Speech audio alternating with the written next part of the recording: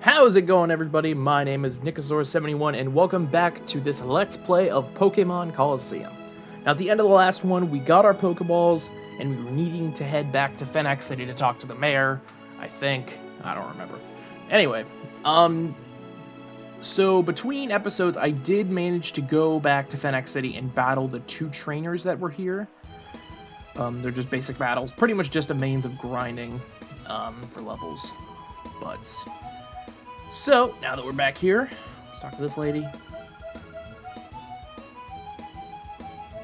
Shady men marched in the mayor's house.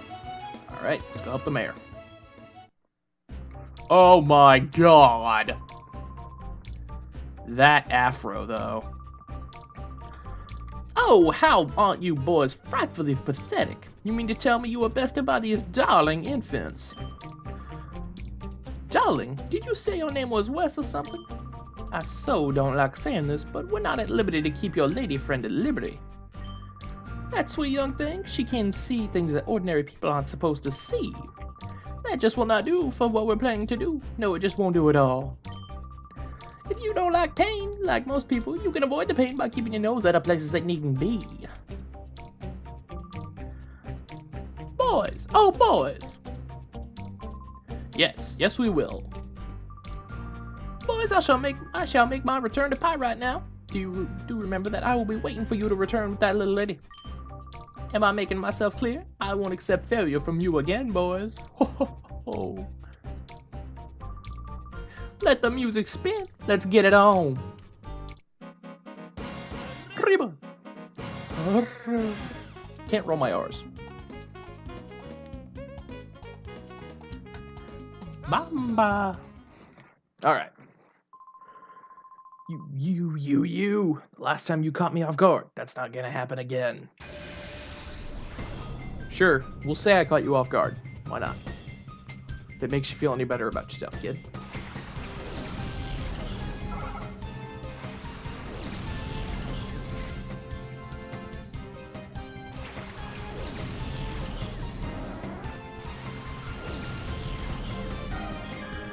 I will say the first part of this game is actually a bit boring just because of the fact you've got two Pokemon and you really can't expand on your roster any. But once we get past this part, we'll really be rocking. Kind of makes me feel like I'm in Moon again for the first time. Oh god. Can I just gush about that game real quick? So Pokemon Moon came out last year. And it is currently March 2017. That game's been out since November of 2016. I've already completed it. Like, well, I shouldn't say completed, because I haven't 100% it. But I've completed my Pokedex, obviously beat the Elite Four, got all the Z Crystals. And for anybody who hasn't played the actual game yet, I won't spoil anything for you. But I will say those games were so much fun. I loved the thing with the Pokemon games is that there's always something about it that kind of I'm just like about, and usually those are some of the Pokemon.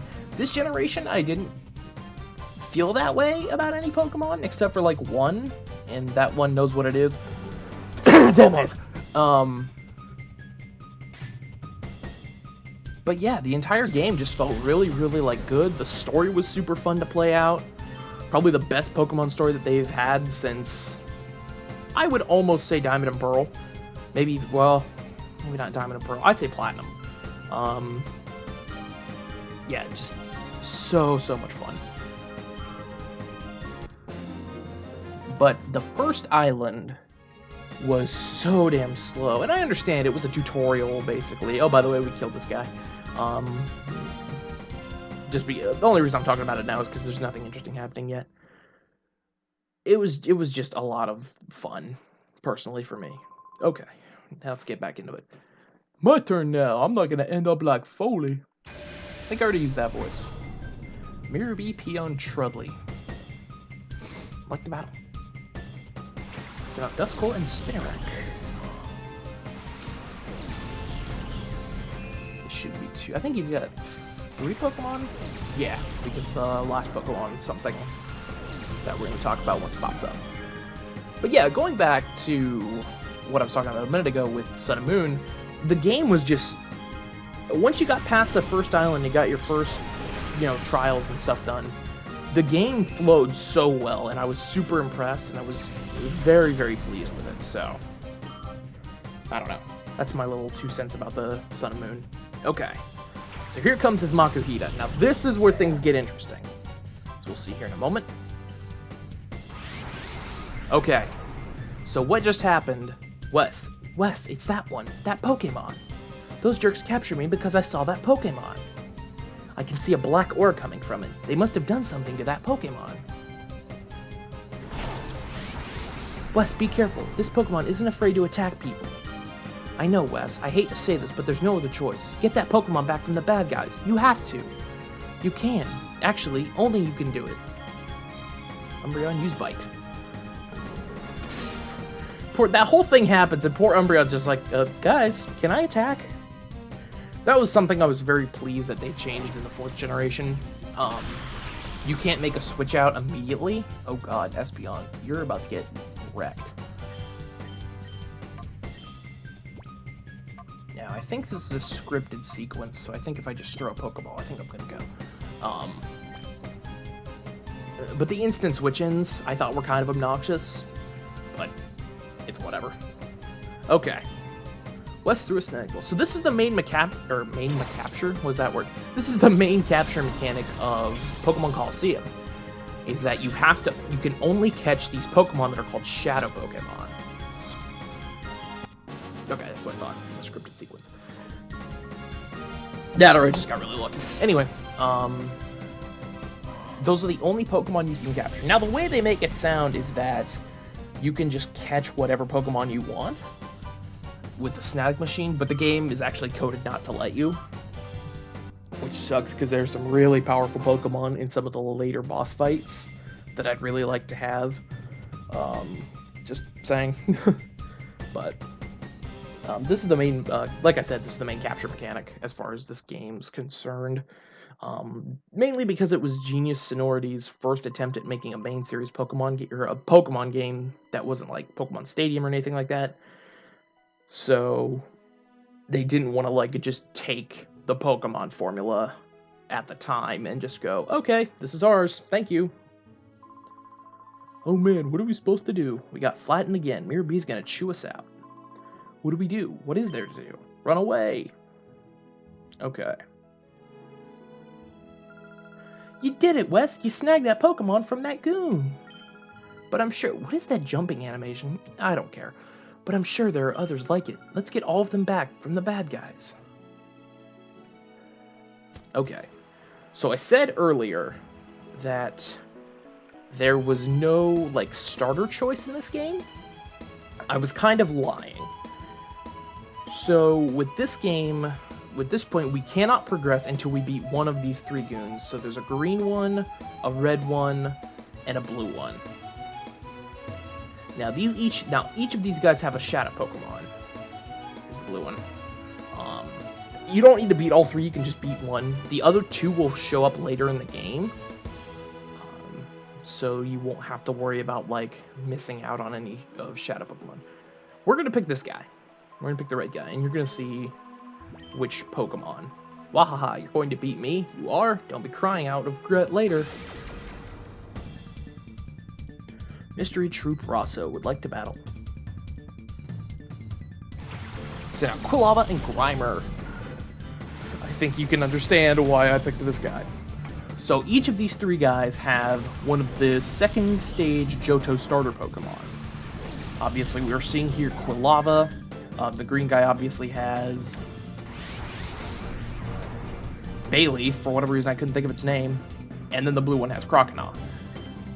Oh shoot, I need to heal Espeon. We're gonna kill Grimer and then we're gonna heal. The really cool thing is, you can get all 3 of them later.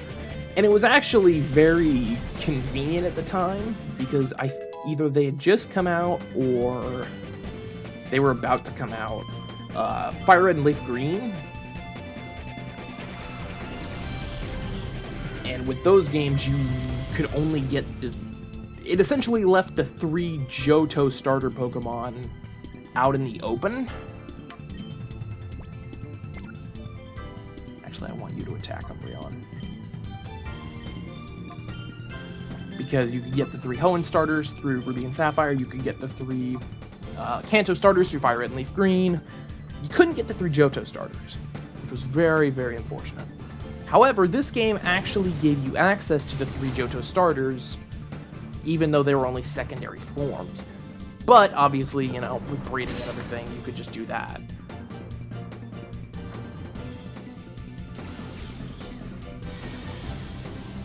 Wow, this battle is a little tougher than I remember.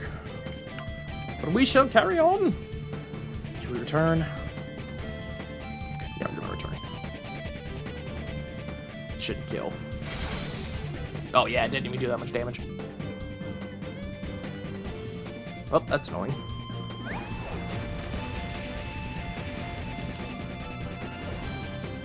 Kind of feel like I should have gone with Crocodile, but just because he evolves as soon as you get him, basically.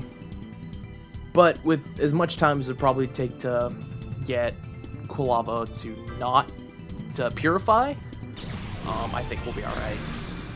I'm trying to, like, save information for when it pops up, but I don't think I give a crap anymore. Just gonna talk about it. Oh, crap! Torment. Huh. Alright, I'm gonna use Reflect. So I think that Quilava only has physical attacks. And you're gonna smokescreen me again. You prick! What the heck, man? I'm just trying to sit here.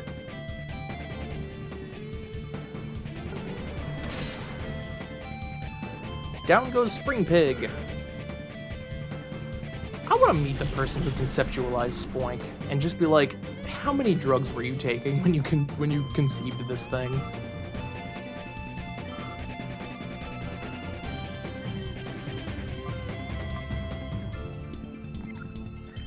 What do I do here? I'm gonna snatch. That sounds dirty.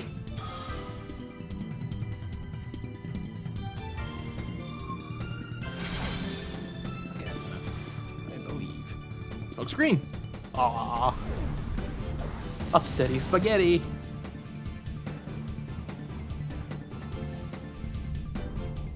Oh, and you're... Wow, that's insult to injury. Hey, I forgot these guys are synchronized. Alright, let's see what we can do here. Helping hand, just because I can.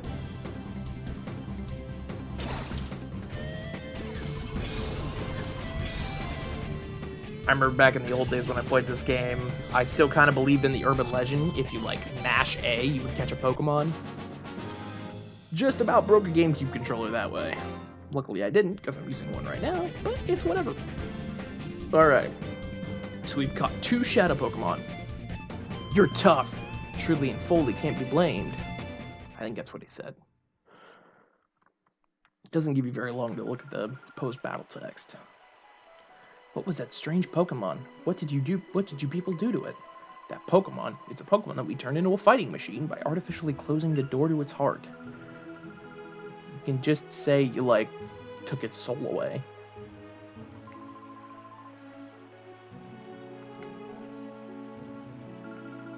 I know, when I was little I heard about that.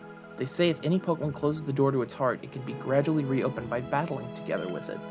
Wes, let's go. Those guys are probably headed for Pyrite Town. After all, it was in Pyrite that they captured me.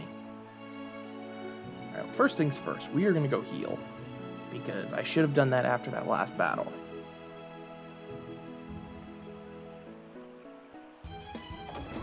I think Quilava needs it as well.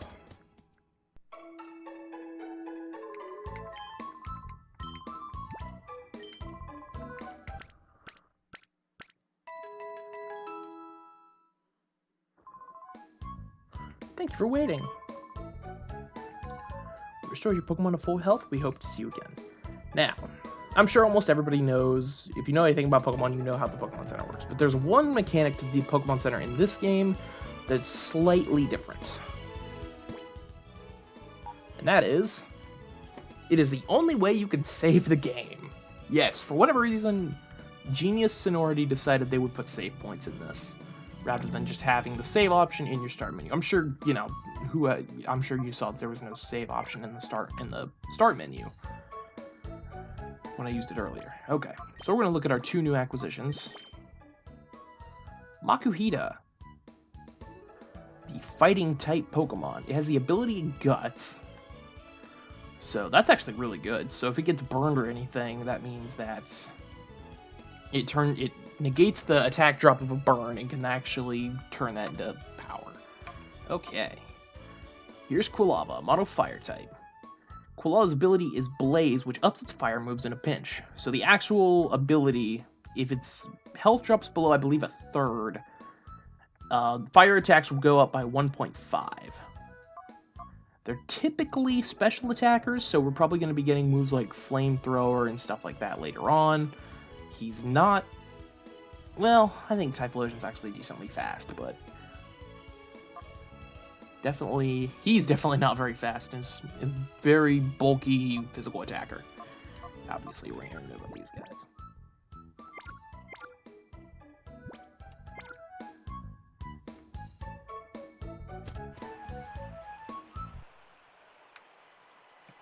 Alright, so this is going to be a bit longer of an episode, but that just means that we get to enjoy this music a little bit longer. Thank you everybody so much for watching this episode. Until next time, I'd like you all to stay safe, stay classy, and I will see you next time. Adios.